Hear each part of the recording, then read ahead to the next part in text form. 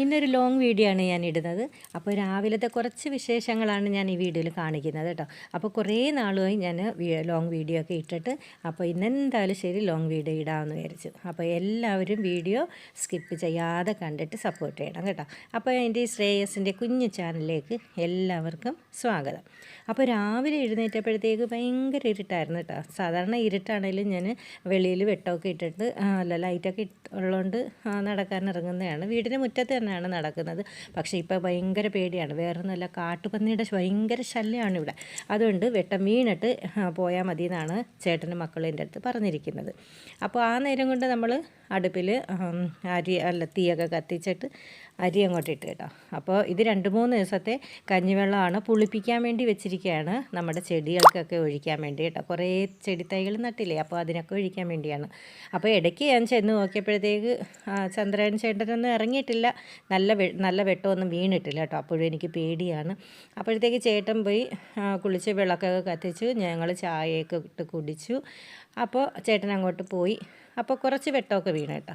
ചന്ദ്രൻ ചേട്ടൻ പോയി, കുളിരിൻ്റെ ചന്ദ്രൻ ചേട്ടൻ പോയി. ഇനി നല്ല വെയിലുമായിട്ട് നമ്മളെ സൂര്യൻ ചേട്ടൻ ഇങ്ങോട്ട് വരും.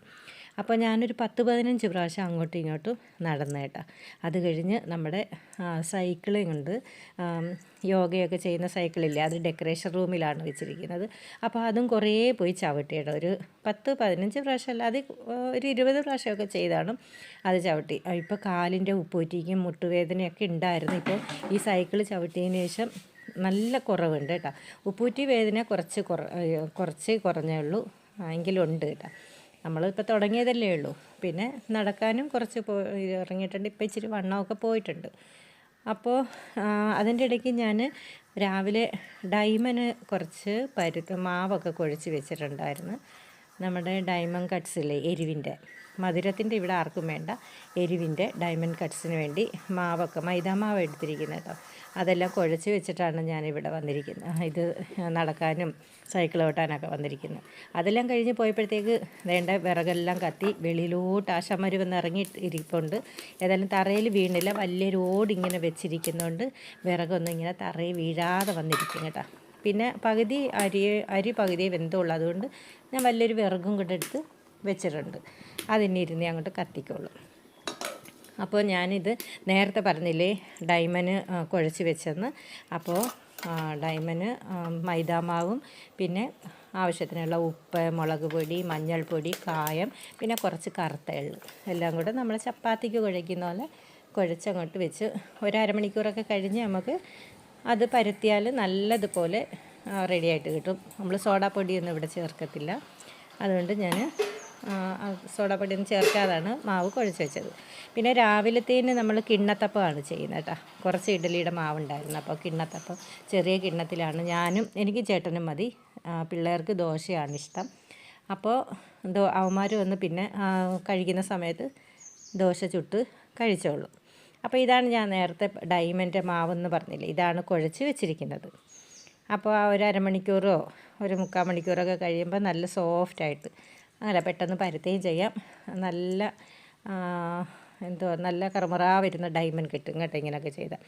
അപ്പോൾ അത് മാവൊക്കെ അവിടെ വെച്ച് കിണ്ണത്തപ്പത്തിന് ഒഴിച്ച് ഞാൻ നേരെ മുറ്റത്തോട്ട് ഇറങ്ങി. ഇപ്പം നല്ല വെട്ടം വീണിട്ടുണ്ട്. അപ്പോൾ നേരത്തെ പറഞ്ഞ നമ്മുടെ കഞ്ഞിവെള്ളം, പുളിച്ച കഞ്ഞിവെള്ളം എല്ലാ ചെടികൾക്കും കുറച്ചേ ഒഴിച്ച് കൊടുത്തിട്ടോ. അത് കഴിഞ്ഞിട്ട് ഇനി എല്ലാത്തിനും വെള്ളം ഒഴിക്കണം. രാവിലെ ആകുമ്പോൾ വെയിലൊന്നും കാണത്തില്ല, അല്ലെങ്കിൽ ഇച്ചിരി ഒരു 8 മണിയൊക്കെ കഴിഞ്ഞാൽ ഭയങ്കര വെയിലാണ് ഇവിടെയൊക്കെ.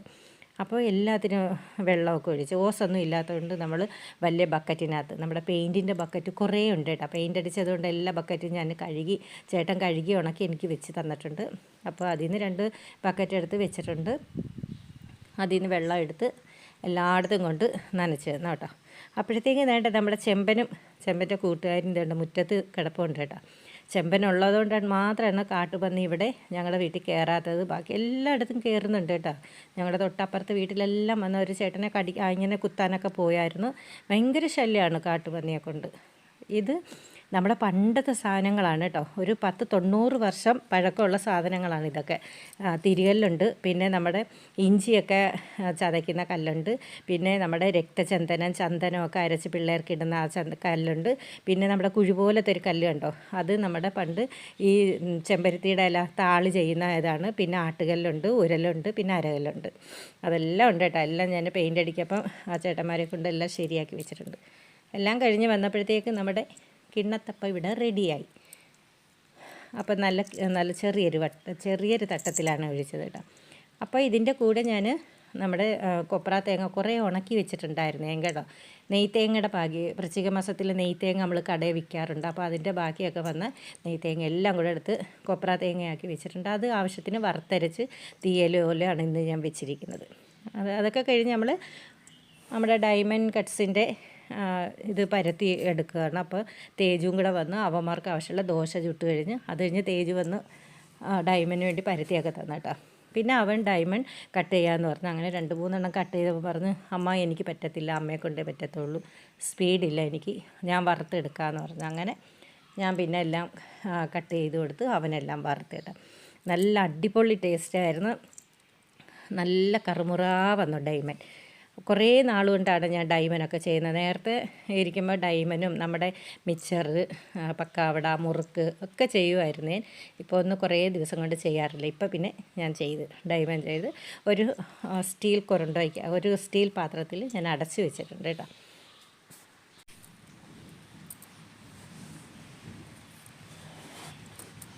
ഇതിൻ്റെ തന്നെ മധുരത്തിൻ്റെയും ചെയ്യും. ഇവിടെ ഞാൻ നേരത്തെ പറഞ്ഞല്ലോ, മധുരത്തിനോടൊന്നും അത്ര താല്പര്യമില്ല. ചേട്ടൻ മാത്രമേ ഉള്ളൂ മധുരം കൂടുതൽ കഴിക്കുന്നത്. ഞങ്ങൾക്ക് അത്ര ഇഷ്ടമല്ല. ഇത് കുറച്ചേ ഞാൻ ചെയ്തുള്ളൂ കേട്ടോ. കുറച്ചാകുമ്പോൾ നല്ല ടേസ്റ്റുമാണ്, പണിയും പെട്ടെന്ന് തീരും.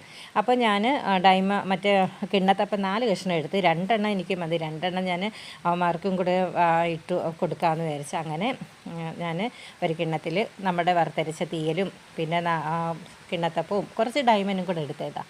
അപ്പോൾ ഞാൻ നടന്ന് കഴിക്കുമായിരുന്നു. പിന്നെ എനിക്കൊരു ഗ്ലാസ് ചായയും കൂടെ എടുത്ത്, അവന്മാർക്ക് ചായ വേണ്ടാന്ന് പറഞ്ഞ് എനിക്കൊരു ഗ്ലാസ് ചായ എടുത്ത്.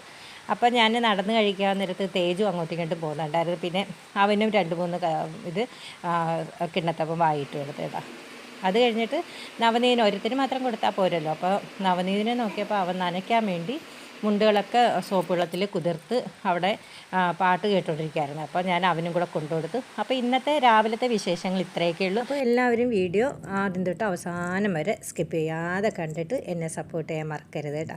അപ്പോൾ എൻ്റെ കൂടത്തെ എല്ലാവരും കൂട്ടുകൂടണേ, ലൈക്കും കമൻറ്റും എല്ലാം ചെയ്യണം കേട്ടോ. അപ്പോൾ നാളെ കാണുന്നത് വരെ ദേ പോയി, നാളെ വരാം.